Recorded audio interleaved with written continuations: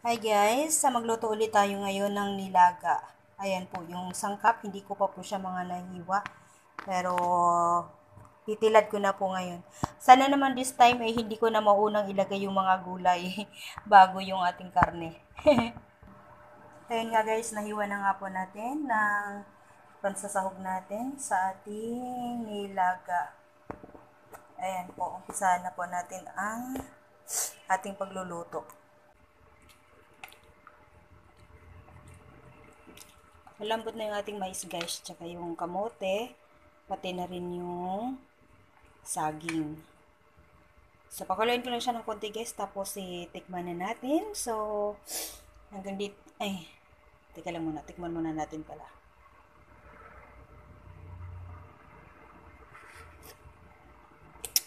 Matabang. Kasi nga hindi pa marami yung aking nilagay na, asin. Pero, anuhan ko na lang siya pala ng guys, konting patis.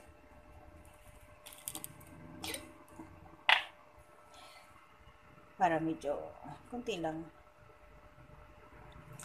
Ah! Para atang nabuhusan ko.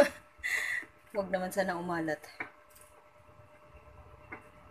Para magkaroon ng ibang lasa na masarap. Diba?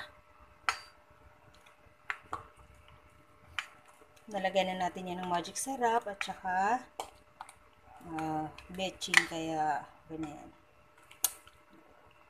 Ang hinahanap ko talaga kanina, yung butong-buto talaga, buto-buto. Kaya lang wala talaga akong maano. Kaya ito lang ang nakita ko. So, pwede na yan.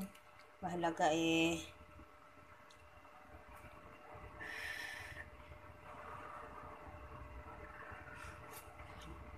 yun, sakto na guys. Sakto na. So, pakuluin ko na lang siya guys. At dyan na po nagtatapos yung aking mini vlog ng aking nilaga ulit. Yan. Thank you so much for watching. Don't forget to like, share, and follow for more content. Salamat sa inyong lahat.